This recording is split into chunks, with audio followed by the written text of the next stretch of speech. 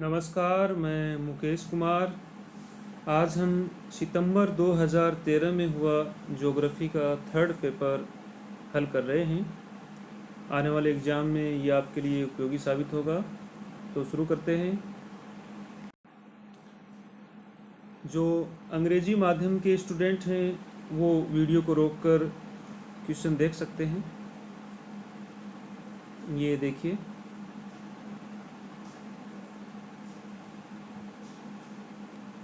शुरू करते हैं। पहला क्वेश्चन है, वेगनर का प्रवाह सिद्धांत ड्रिफ्ट थ्योरी मुख्य रूप से निम्नलिखित को स्पष्ट करने के लिए निरूपित किया गया था। देखिए, इसमें 4 ऑप्शन दिए हैं।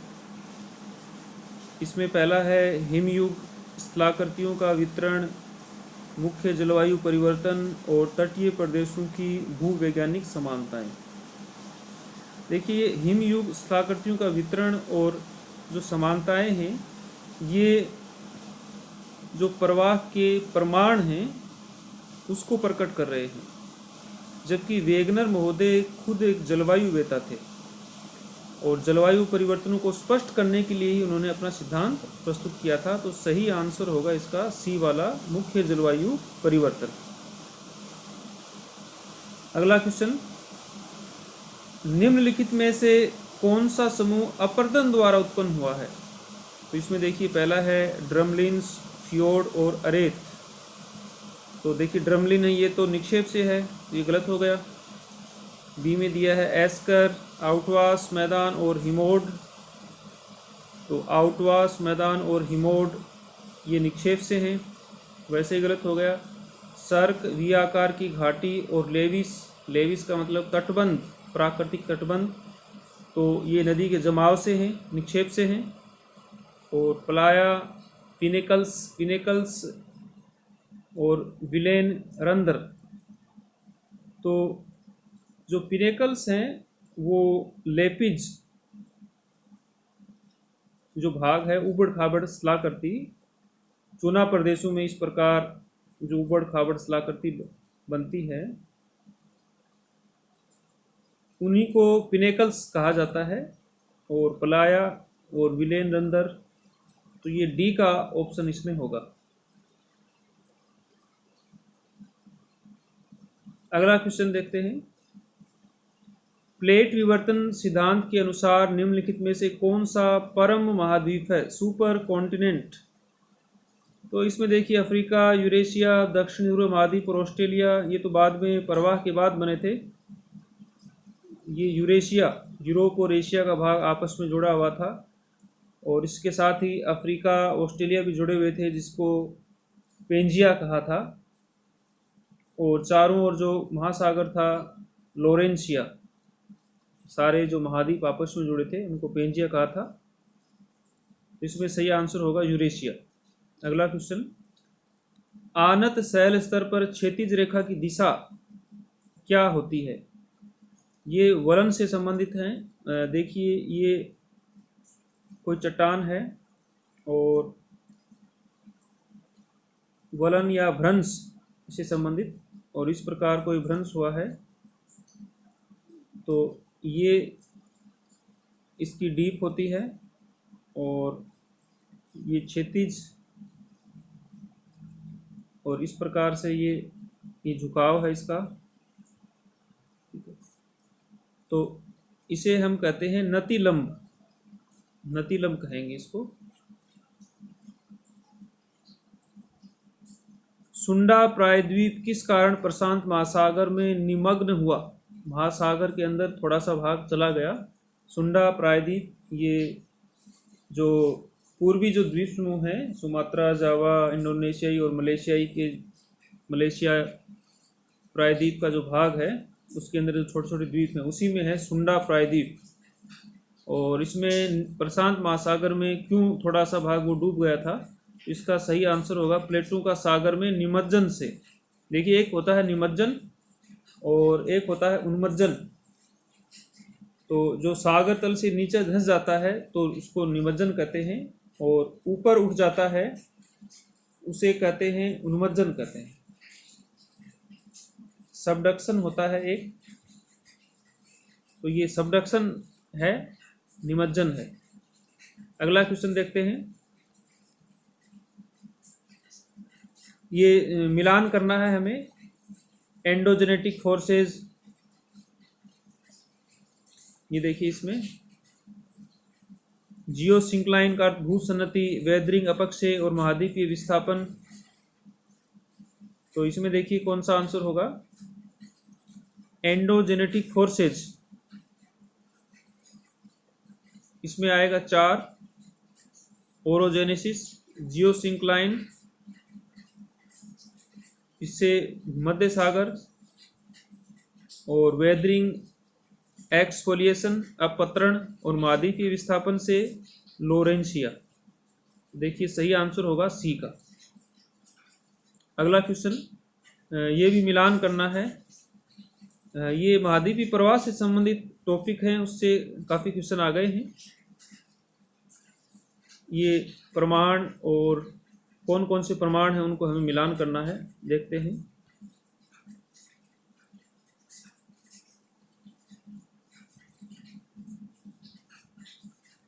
तो इसमें जीवाश्मीय साक्ष्य ये है लिस्ट्रोसोरस जीवाश्म, और जैविक साक्ष्य ग्लोसोपेटेरिस जो वनस्पति है। इसमें अपने भारत, मेडागास्कर और अफ्रीका में भी उसके कुछ भाग पाए गए हैं। और फिर जिग्साफिट का मतलब दक्षिण अमेरिका और अफ्रीका की जो तटीय समानताएं उसे कहते हैं। और भूसेतु ये मार्सुपिलियस जीव से संबंधित है, वो अब भी पश्चिम दिशा की ओर गमन कर रहे हैं। स्कैंडिनेविया प्रद्वीप में जीव होते हैं और वर्तमान में भी उनकी आदत है, और वो अब जल में डूबकर मर जाते हैं। उनकी जो आदत, हैबिट है, वो नहीं छूटी है। तो इसका देखिए सही आंसर बनेगा ये सी का। अगला क्वेश्चन, भारत तथा एशिया का निकटवर्ती भाग जिन विवर्तनिक पट्टिकाओं पर सवार है, वे उनकी जो गति पूछी गई है कितनी है। तो देखिए उनकी गति 2 से 3 सेंटीमीटर है, और इसमें कोई ऐसा ऑप्शन 0.1, 1 से 10 ये नहीं बन रहा है, तो ये कोई भी सही नहीं है इसमें। अगला क्वेश्चन देखते हैं। ये इंग्लिश के हैं और वीडियो को रोककर आप देख सकते हैं। आगे चलते हैं।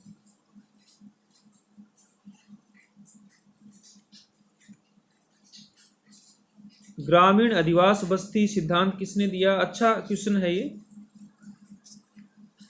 ये माइत्जेन महोदय, मिटजेन लिखा हुआ है इसमें, ये माइत्जेन नाम है सही इसका, उन्होंने प्रस्तुत किया था। अगला क्वेश्चन 10 का, प्लेट विवर्तनिकी की संकल्पना की अभिधारणा किसके द्वारा प्रतिपादित की गई? तो देखिए इसमें हैरी हेस महोदय का भी नाम आता है। टुर्जो विल्सन ने सबसे पहले प्लेट शब्द का प्रयोग किया था, और ली पिसोन महोदय है, उन्होंने प्लेटों का वर्गीकरण किया था, प्रमुख और गौण प्लेटें बताई थी। और डब्ल्यू.जे. मॉर्गन, इसमें इनका प्रमुख योगदान है, तो सही आंसर डब्ल्यू.जे. मॉर्गन होगा इसमें। हैरी हेस ने सागर तल प्रसार की संकल्पना प्रस्तुत की थी, ये हैरी हेन नाम लिखा हुआ इसमें, तो सही आंसर होगा इसका में बी। अगला क्वेश्चन देखते, कारण कथन का दिया है। कथन क्या है? ज्वालामुखियों और प्लेट उपांतों के बीच घनिष्ठ संबंध होता है। जो किनारे होते हैं, मार्जिन्स होते हैं प्लेट के। कारण क्या है कि विश्व के लगभग 80% ज्वालामुखी अभिसरण प्लेटों की जो सीमाएं हैं, प्लेट के किनारे हैं, उनसे संबंधित होते हैं, कन्वर्जेंट प्लेट बाउंड्रीज से संबंधित होते हैं। तो बिल्कुल सही बात है दोनों, और दोनों सही हैं, स्पष्टीकरण हो रहा है। अभिसारी का मतलब आपको पता ही है, एक दूसरे की तरफ इस प्रकार ये अभिसारी होता है, और जब अगल बगल इस प्रकार की स्थिति होती है उसको अपसारी कहते हैं। अगला क्वेश्चन, निक पॉइंट्स का संबंध, तो ये आसान क्वेश्चन है बिल्कुल, पुनर्यौवन का परिणाम है। अगला क्वेश्चन देखते हैं, कावेरी नदी जैसे ही तमिलनाडु में प्रवेश करती है तो किस जल प्रपात वाटरफॉल का निर्माण होता है? तो जोग प्रपात है ये।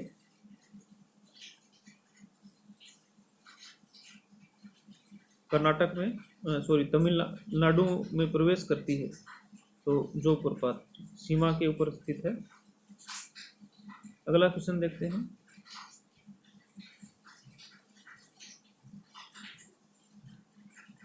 प्रायद्वीप निम्नलिखित का अधिकांश भाग बनाते हैं। पेनिसुलाज है वो, तो इसमें देश दिए हैं, देखिए इटली और डेनमार्क, पोलैंड और फ्रांस, आयरलैंड और ग्रेट ब्रिटेन, ऑस्ट्रिया और चेक गणराज्य। तो इसमें देखिए सही आंसर इसमें होगा, उपयुक्त होगा, इटली और डेनमार्क का होगा। प्रायद्वीप का मतलब किसी स्थल भाग है वो तीन तरफ से पानी से घिरा रहता हो, तो इटली और डेनमार्क की स्थिति इसी प्रकार की है। इटली तो बिल्कुल आपने काफ़ी बार देखा है, इस प्रकार से सूज जैसी आकृति की है, और यहाँ एड्रियाटिक सागर है, ये भूमध्य सागर है। इस प्रकार एक तरफ से ही ये है, स्थल से जुड़ा हुआ है, बाकी तीन तरफ से पानी से घिरा है। इसी प्रकार डेनमार्क भी इसी प्रकार है। टोर्नेडो अधिकांश तौर पर किस दौरान आते हैं? तो दोपहर के बाद लगभग आते हैं, मध्याह्न। तो मध्याह्न का मतलब मिड आफ्टरनून। अगला क्वेश्चन, यूएसए के कौन से शहर में कैटरीना तूफान आया था? तो उस समय 2013 का पेपर है ये, तो न्यू ऑरलियंस में आया था ये तूफान। अगला क्वेश्चन, कि कारण कथन का दिया है, तो ध्यान से पढ़ना है हमें। साफ आसमान के दिन जब सूर्य एकदम सिर के ऊपर होता है तो सभी दिशाओं में नीला आसमान देखा जा सकता है। दृष्टिगत प्रकाश की ज़्यादा लंबी तरंगदैर्घ्य लघु तरंगदैर्घ्य की तुलना में ज़्यादा चित्र आती है। लंबी तरंगदैर्घ्य लघु तरंगों की तुलना में ज़्यादा चित्र आती है, तो ये तो बिल्कुल गलत है यहाँ पे। तो केवल एक सही है और आर गलत है। तो देखते हैं इसमें कौन सा ऑप्शन है, ये सी वाला। अगला क्वेश्चन, ओजोन छिद्र किसके ऊपर है? ये आसान क्वेश्चन है, अंटार्कटिक महाद्वीप के ऊपर। अभी कुछ दिनों पहले,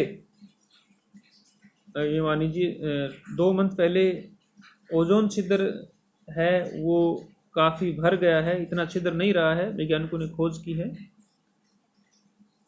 आगे चलते हैं, ये इंग्लिश के क्वेश्चन हैं, तो इंग्लिश मीडियम में जो हैं स्टूडेंट वो वीडियो को रोककर पढ़ सकते हैं।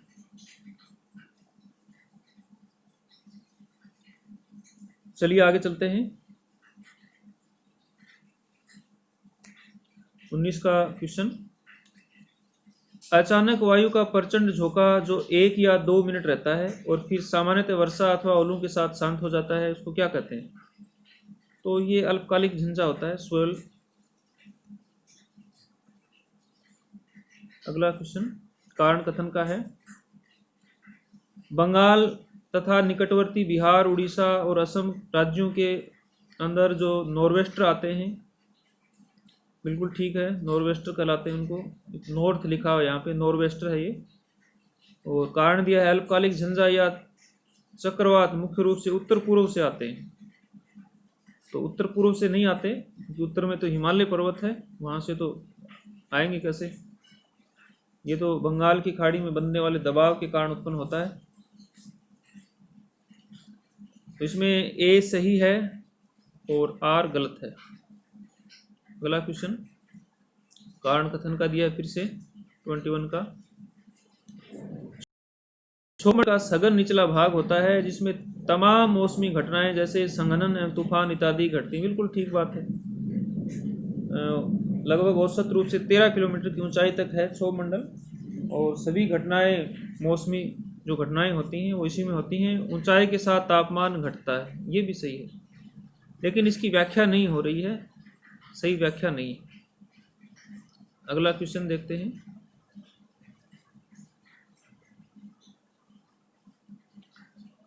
ये भी कारण कथन का है। जेट धाराएं मौसम संबंधी घटनाओं जैसे कि चक्रवात, हरिकेन और टाइफून को तीव्र करने में महत्वपूर्ण भूमिका अदा करती हैं। बिल्कुल उनकी भूमिका होती है जेट धाराओं की। जेट धाराएं सतह, वायु तंत्रों अथवा व्यवस्थाओं के साथ हस्तक्षेप करती हैं तो पर्तन तूफान आते हैं। जेट के बारे में आपको पता ही है। जेट धाराएं क्षोभ मंडल में जो ऊपरी सीमा है, क्षोभ सीमा है, वहाँ चलती हैं और द्वितीय विश्व युद्ध के समय इसकी खोज हुई थी लगभग 1945 के बाद। और जेट धाराओं की का योगदान होता है भारतीय मानसून की प्रबलता से भी संबंधित है ये। इसमें देखिए ये दोनों ही सही हैं, इससे पर्सन तूफान भी आता है, कारण और कथन सही हैं। निम्नलिखित में से कौन सा महासागर प्लेट विवर्तनिक गति की वजह से फैल रहा है? अटलांटिक, प्रशांत, हिंद और आर्कटिक। प्रशांत महासागर, हिंद महासागर ये सब सिकुड़ रहे हैं, जबकि अटलांटिक महासागर का विस्तार हो रहा है। तो इसमें पहला आंसर होगा। सुमेलित करना है महासागरीय धाराएं और समुद्र तट। ओयासिवा धारा जापान, ए में ये 4 का आएगा। पेरू की धारा है, पेरू या हम्बोल्ट की धारा है, वो लैटिन अमेरिका का पश्चिमी तट है। अलास्का की धारा ब्रिटिश कोलंबिया तट, कनाडा। और क्यूरोशिवा धारा कमचटका प्रायद्वीप, नहीं, क्यूरोशिवा जो धारा है वो जापान में बहती है। माफ़ी चाहता हूँ, फिर से देखते हैं। ये देखिए ओयासिओ धारा है वो कमचटका प्रायद्वीप की तरफ बहती है। पेरू है वो लैटिन अमेरिका और पश्चिमी तट। अलास्का ब्रिटिश कोलंबिया और क्यूरोशियो जापान। तो देखिए सही पुट कौन सा होगा? ये डी का होगा। आगे चलते हैं। क्वेश्चन नंबर 25 का है, किसी गहरे लेगून द्वारा मुख्य भूमि अथवा अंतर्देशीय तट से अलग थलग की गई शैल भित्ति को क्या कहते हैं? तो इसको तो प्रवाल रोधिका कहते हैं, रोधिका प्रवाल भित्ति। सी का आंसर होगा इसमें। अगला क्वेश्चन, समुद्र तल, सागर तल में भूमंडलीय परिवर्तन निम्नलिखित में से किस कारण होता है? समस्थितिक परिवर्तन के कारण। इसमें होगा बी। अगला क्वेश्चन कारण कथन का दिया है। कथन क्या है? यूरोप का पश्चिमी तट तथा लेब्राडोर एक ही अक्षांश में हैं, लेकिन यूरोप के पश्चिमी तट पर 9 महीने तक बर्फ जमी नहीं रहती और लेब्राडोर पर 9 महीने तक बर्फ जमी रहती है। बिल्कुल ठीक बात है। गल्फ स्ट्रीम उष्ण धारा में है और लेब्राडोर शीतल धारा में। दोनों सही है, व्याख्या भी हो रही है। अगला क्वेश्चन देखते हैं 28 का, कल्याण मूलक भूगोल के बारे में कौन सा कथन सही नहीं है? पहला क्या है? वह इस पर प्रश्न पर विचार करता है कि किसे क्या, कहाँ और कैसे मिलता है। बी का है, यह गरीबों, संसाधनों और नागरिक सुविधाओं के स्थानगत वितरण के बारे में अधिक दिलचस्पी लेता है। यह भूगोल में प्रत्यक्षवाद के खिलाफ प्रतिक्रिया का ही एक भाग है। यह वर्तमान आर्थिक और राजनीतिक व्यवस्था में परिवर्तन डालने के लिए प्रयासरत रहता है। तो पूछा है कि सही नहीं है। तो देखिए इसमें ये राजनीतिक और आर्थिक व्यवस्था में परिवर्तन डालने के लिए नहीं है, तो ये गलत है, इसमें ये सही नहीं है। अगला क्वेश्चन नंबर 29, निम्नलिखित में से किसको मात्रात्मक क्रांति का विरोधी माना जाता है? तो इसमें देखिए सोरले, हैंगरस्टेन, हेगेट ये तो हैं ही इसमें, तो डडले स्टाम्प ये नहीं है इसमें। अगला क्वेश्चन, कौन सा युग्म गलत है, सही नहीं है? हर्बर्टसन ने प्राकृतिक प्रदेश बताए, सही है। और रॉबर्ट मील प्राकृतिक क्षेत्र, पीटर हेगेट मानव भूगोल में स्थान, स्थानागत विश्लेषण और स्टाम्प भूगोल शिक्षण में सीमांत, ये गलत है। अगला क्वेश्चन पैराडाइम की अवधारणा किसने प्रतिपादित की थी? कोहन ने। अगला क्वेश्चन, सुमेलित करना है, पुस्तकें हैं, देखिए 100 ईयर्स ऑफ ज्योग्राफी, ये फ्रीमैन की पुस्तक है, TW फ्रीमैन। ज्योग्राफी इन 20th सेंचुरी ग्रिफिथ टेलर की है। Man and nature JP Mars की है। और इन्फ्लुएंसेज ऑफ ज्योग्राफिकल इन्वायरमेंट ये सिंपल की है। आगे चलते हैं।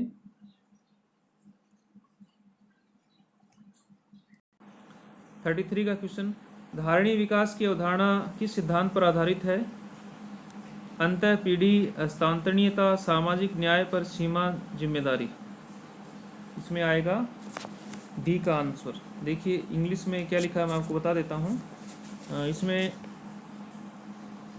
Inter generation, transferability, social justice, transfrontier responsibility. अगला क्वेश्चन, कौन सा थीमेटिक मैप नहीं है? थीमेटिक या विषयक मानचित्र घनत्व दर्शाने वाला है, ठीक है। और खनिजों का वितरण दर्शाता है, बिल्कुल ठीक है। जूट उत्पादक क्षेत्रों को दर्शाता है, ये भी ठीक है। ये नहीं है। अगला, कौन सा युग्म सही सुमेलित नहीं है? पेट्रिगिडीज, लीपले स्कूल, बिल्कुल लीपले के शिष्य थे गिड्री महोदय।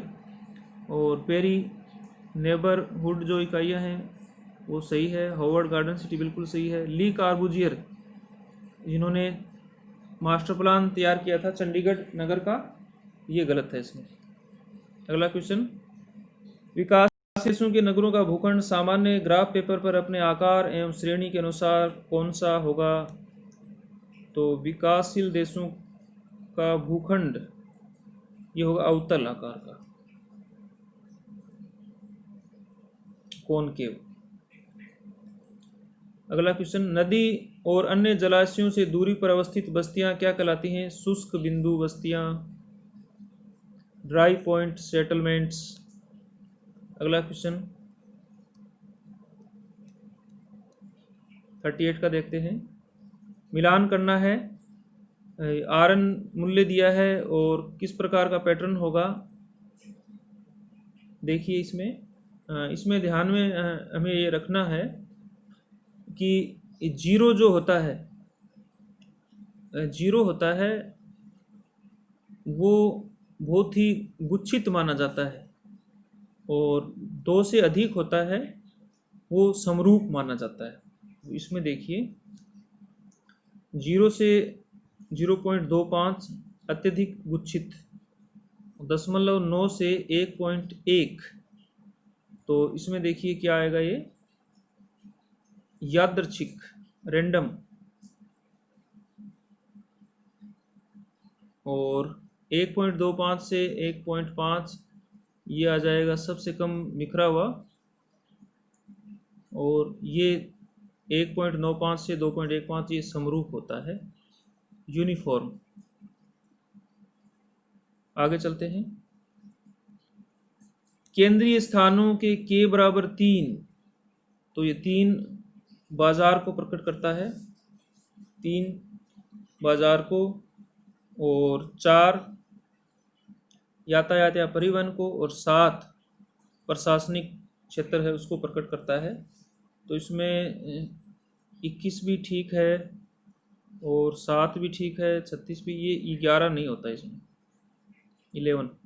अगला क्वेश्चन, ये देखिए इसमें अलग अलग देशों में जो कृषक से संबंधित है, एग्रीकल्चर से संबंधित है, एग्रीकल्चर के कार्य करने वाले उनका नाम, तो बुस्ती या बस्ती ये भारत से संबंधित है। रेंचोज वेनेजुएला में, रेंचिंग। और फावेलास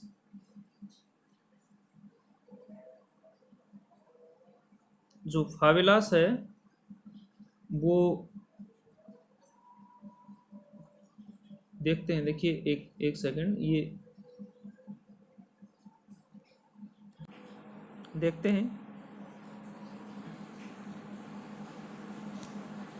रेंचोज जो है वो वेनेजुएला में बिल्कुल ठीक है, और फावेलास जो है वो ब्राज़ील में है। कावेटिस कावेटिस है वो म्यांमार में कहते हैं, और बुस्ती है वो भारत में। तो सही आंसर होगा बी का। अगले क्वेश्चन देखते हैं। कारण कथन का क्वेश्चन है 41 का। कथन है भारत में बड़े नगर बहुत तीव्र दर से बढ़ रहे हैं। बिल्कुल ठीक बात है। छोटे एवं मध्यम नगरों के नियोजित विकास पर जोर दिया जाने के बावजूद वो अपेक्षित मानकों के स्तर पर आने में असफल रहे हैं। तो इसमें देखिए कौन से दोनों सही हैं या दोनों गलत हैं। बिल्कुल सही है इसमें पहला कथन, और मानक स्तर नहीं आ रहे हैं, क्योंकि जो जनसंख्या घनत्व दिया है और पुरुष श्रमिक गैर कृषि कार्यों में जो संलग्न होते हैं 75% लगभग, तो वो मानक स्तर पूरा नहीं कर रहे हैं। तो ये दोनों सही हैं, कारण और कथन व्याख्या करते हैं। अगला क्वेश्चन ये भी 42 का कारण और कथन का दिया है। क्या है? विकसित राष्ट्रों में जनसंख्या की वार्षिक वृद्धि दर विकासशील राष्ट्रों की तुलना में काफ़ी कम करता है। आर्थिक विकास का परिणाम जन्म दर में कमी है। तो दोनों ही बातें ठीक हैं, व्याख्या भी हो रही है, दोनों सही है। अगला क्वेश्चन 43 का। प्रवसन के बारे में क्या सही नहीं है? तो सही क्या नहीं है, गलत कौन सा है वो देखना हमें। प्रवसन स्रोत तथा गंतव्य स्थान के बीच दूरी के साथ प्रतिलोमी रूप से घटता बढ़ता है। अधिकांश प्रवासी अपनी आर्थिक स्थितियों को सुधारने के लिए स्थानांतरण करते हैं। और सी में दिया है सरकारें उन प्रतिभाओं जिनका कि उनके पास अभाव है को आकर्षित करने के लिए प्रवसन नीतियां बनाती हैं। पुरुषों की तुलना में महिलाएं ज़्यादा दूर स्थानों को, ये नहीं ये गलत है। महिलाएं ज़्यादा दूर नहीं जाती, पुरुष से ज़्यादा दूर स्थानांतरण करते हैं, तो ये सही नहीं है। अगला क्वेश्चन सुमेलित करना है हमें। ये देखिए 44 का।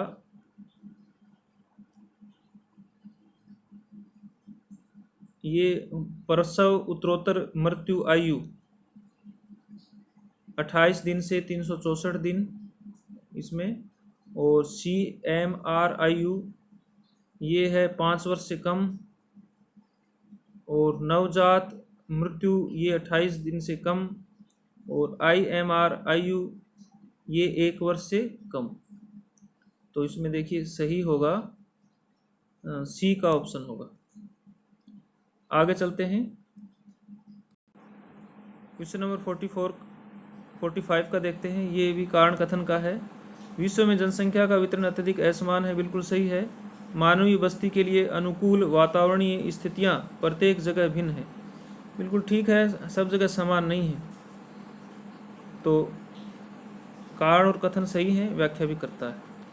अगला क्वेश्चन, निम्नलिखित में से देशों का कौन सा समूह उद्योगों के लिए अनिवार्य ऊर्जा के रूप में कोयला का उपयोग नहीं करता है? इसमें देखिए पोलैंड और स्विट्जरलैंड और हॉलैंड, स्वीडन व इटली, इनमें से कोई नहीं। तो इसमें स्वीडन और इटली सर्वाधिक उपयुक्त हैं। इसमें कोयले का उपयोग नहीं करते। उद्योगों के लिए पूछा है ये, तो इसमें स्वीडन और इटली आएगा। अगला क्वेश्चन, मत्स्य उत्पादन का सबसे बड़ा भाग ये जलमग्न महाद्वीपीय जलमग्न तट है। आसान क्वेश्चन है। भारत के मुख्य समुद्री पतन में से किसका प्राकृतिक बंदरगाह नहीं है? मारम गोवा, मुंबई, कोचिन का है। पारादीप उड़ीसा में इसका प्राकृतिक बंदरगाह नहीं है, ये कृत्रिम है पूर्ण रूप से। अगला क्वेश्चन देखिए, ये मिलान करना है।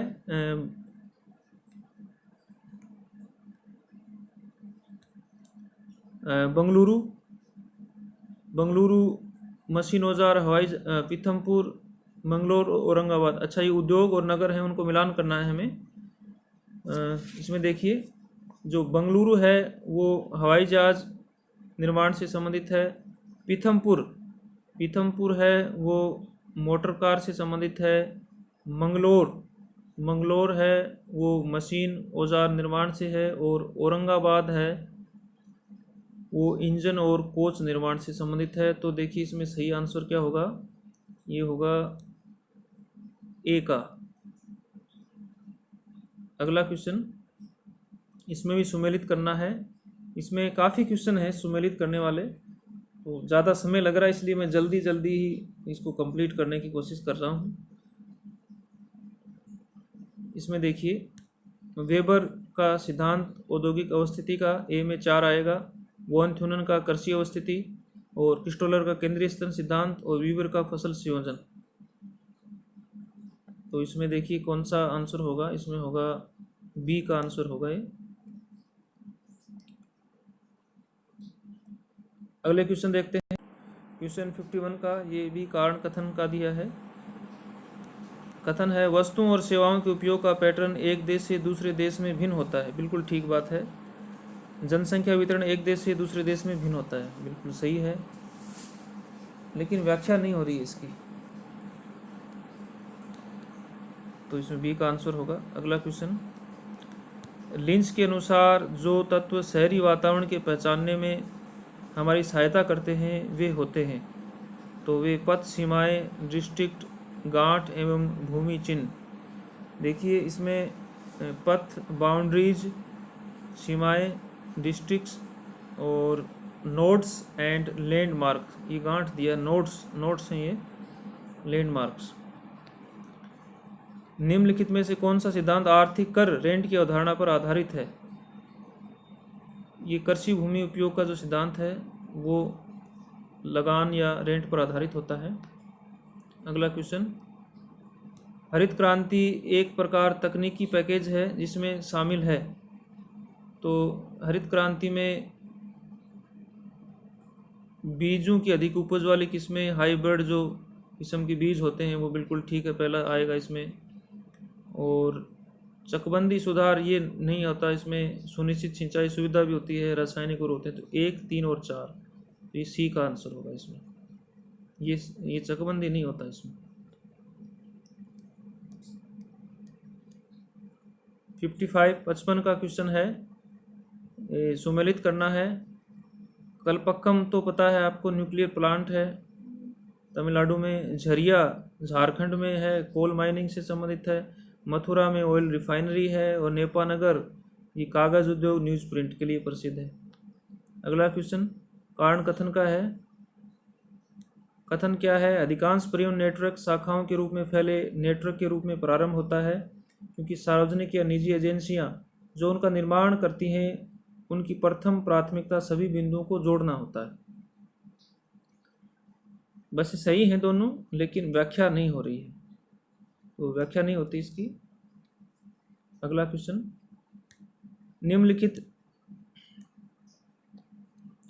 निम्नलिखित में से कौन सी सामान्य उद्देश्य प्राधिकारी अधिकारी वर्ग नहीं है। देखिए ये लिखा है, which one of the following is not a general purpose authority. तो इसमें विश्व स्वास्थ्य संगठन WHO। आगे चलते हैं, क्वेश्चन नंबर 58, ये भी मिलान करना है हमें।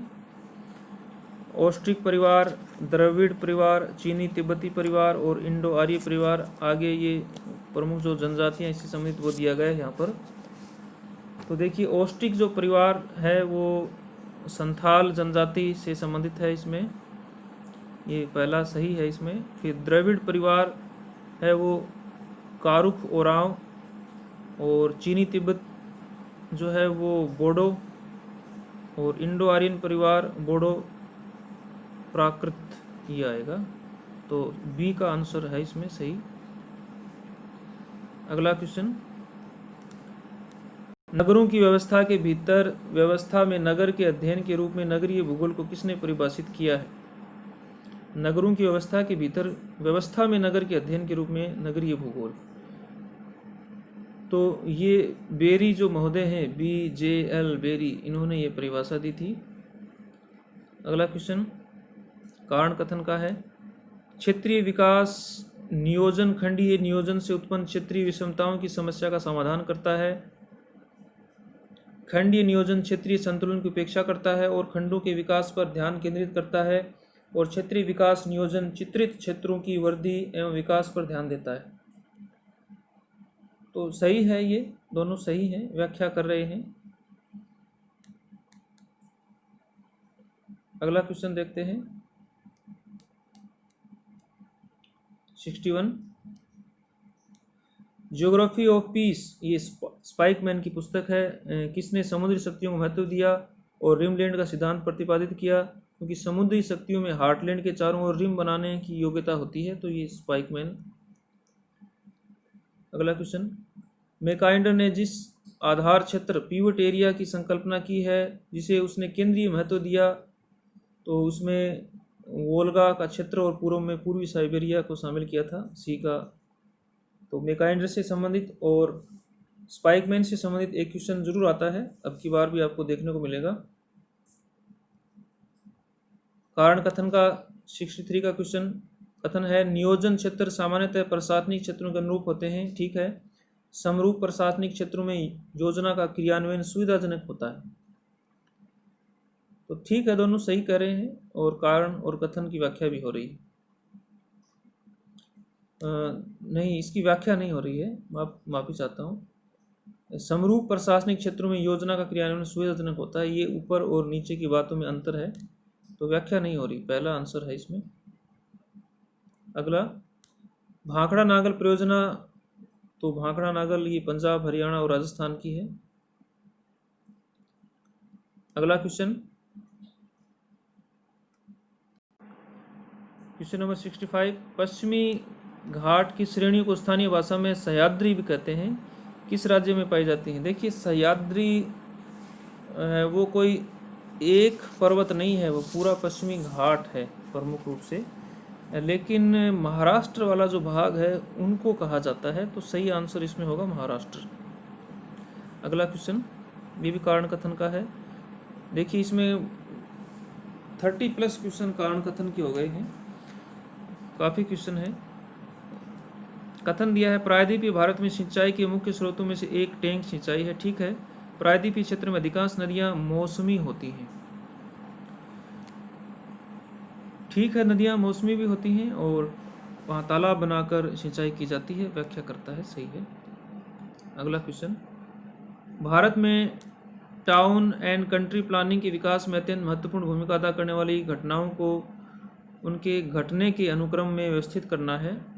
ये थोड़ा सा डीपली क्वेश्चन है, और देखिए इसमें मुझे कुछ ज़्यादा इसका पता नहीं है उस समय, तो मैं बताता हूँ इसका सही आंसर क्या होगा। तो सबसे पहले देखिए, स्वास्थ्य अधिनियम और ये बनाया गया था नियम, और उसके बाद फिर महत्वपूर्ण शहरों में सुधार की स्थापना, न्यास बनाया गया था, इसकी स्थापना की गई थी, और इसके बाद भोरे समिति की नियुक्ति की गई थी, और उसके बाद TCPO का गठन किया गया था। तो ये 2, 3, 1 और 4, ये बी का आंसर होगा इसमें।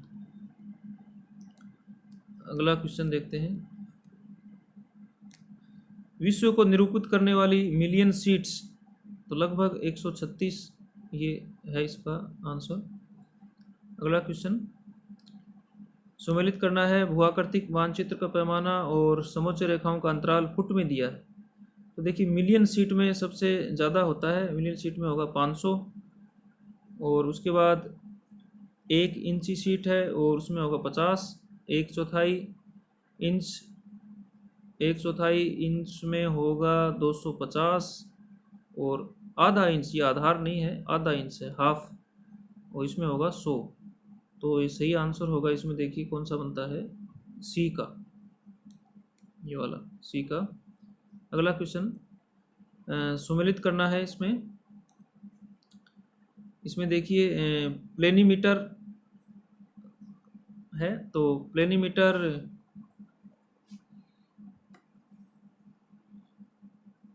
इसमें देखते हैं, तो इसमें मानचित्र का क्षेत्र है वो मापते हैं, और प्लेनीमीटर, पेंटोग्राफ में मानचित्र का विवर्धन और लघुकरण करते हैं हम इसमें। और बैरोमीटर ये वायु दाब से संबंधित है ही, और एलिनोमीटर है वो भूस्तर उत्थापन से संबंधित है। अगले क्वेश्चन देखते हैं 71। सपाट भूभाग का एयर फोटो पैमाना किस पर निर्भर करता है? हवाई जहाज की ऊंचाई और वायु कैमरे की केंद्रीय लंबाई, दोनों पर करता है। बिल्कुल ठीक है, दोनों सत्य हैं ये, एक और दोनों। अगला क्वेश्चन 69। ये क्या है? कथनों को पढ़ें और सही उत्तर का चयन करें। उनतोदर ढाल प्रकट करने वाली समोच्च रेखाएं गिरिपात पर काफ़ी होती हैं और शिखर पर तुलनात्मक रूप से काफ़ी दूर होती हैं। समोच्च रेखाओं की समीपता ढलान की अति प्रवणता इंगित करती है। तो इसमें समोच्च रेखाओं के बारे में बताया गया है इसमें। तो देखिए इसमें उन्नतोदर ढाल प्रकट करने वाली, तो इसमें उन्नतोदर को मैं बता देता हूँ, कॉन्वेक्स को कहते हैं उन्नतोदर। गिरिपथ पर काफ़ी होती हैं और शिखर पर दूर हो जाती हैं, तो ठीक है। और समोच्च रेखाओं की समीपता ढलान की अति प्रवणता इंगित करती है। ढाल ज़्यादा होगी तो वहाँ बहुत पास पास होंगी समोच्च रेखाएं, दोनों ठीक है। तो इसमें देखिए दोनों सही हैं, इसका आंसर, और भी दोनों सही है। अगला क्वेश्चन देखते हैं। निम्नलिखित मानचित्रों को पैमाने के हासमान क्रमानुसार व्यवस्थित करें और नीचे दिए गए कोडों से सही उत्तर का चयन करें। तो इसमें देखिए 73 में एटलस मानचित्र, भूकर मानचित्र, स्थलाकृतिक मानचित्र, दीवार मानचित्र दिया है। इसमें थोड़ा देखो समझना क्या है कि हासमान पूछा है, इसका मतलब डिक्रीजिंग ऑर्डर, डिसेंडिंग ऑर्डर, घटते क्रम में पूछा है स्केल को। और पैमाना है हमेशा स्केल है जो जितना बड़ा संख्या होती है उतना ही उसको छोटा कहा जाता है। तो इसमें देखिए क्या आंसर होगा। इसमें सबसे पहले होगा भूकर मानचित्र, ठीक है, कैडेस्ट्रल मैप सबसे पहले आएगा, कैडेस्ट्रल मैप। और उसके बाद आएगा स्थलाकृतिक दीवार और एटलस में से उसके बाद आएगा स्थलाकृतिक मानचित्र, और उसके बाद दीवार मानचित्र, और सबसे बाद में एटलस मानचित्र। क्योंकि एटलस मानचित्र का जो स्केल है वो सबसे छोटा होता है, ये सबसे छोटा, ये बड़ा, इसके हिसाब से क्रम पूछा है ये डिसेंडिंग ऑर्डर में। तो सही आंसर देखते हैं, इसमें होगा पहला, ए का आंसर होगा। अगला क्वेश्चन, प्रसरण का विश्लेषण एफ अनुपात परीक्षण केवल निम्नलिखित पर मापे डेटा पर प्रयुक्त किया जा सकता है। तो ये देखिए अंतराल पैमाना, अनुपात पैमाना, क्रम सूचक और नाम पैमाना। देखिए इसमें एफ अनुपात परीक्षण, इसमें कोई भी सही नहीं है। और लास्ट का क्वेश्चन है, कथनों पर विचार करें। बिंदु मानचित्र में बिंदुओं का मूल्य सामान्यतः परिवर्तित होता है? नहीं, परिवर्तित नहीं होता, एक बिंदु का एक ही मूल्य होता है। दूसरा है, बिंदु मानचित्र को सामान्यतः परिघटनाओं जैसे कि वर्षा, कृषि उत्पादन, जनसंख्या इत्यादि का क्षेत्रीय वितरण दर्शाने के लिए, इसमें नहीं होता, केवल जनसंख्या से संबंधित ही है ये।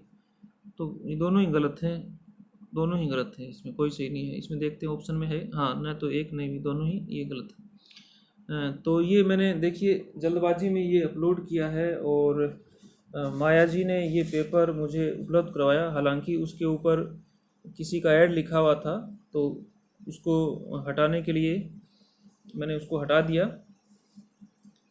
आपने वीडियो देखा, इसके लिए बहुत बहुत धन्यवाद।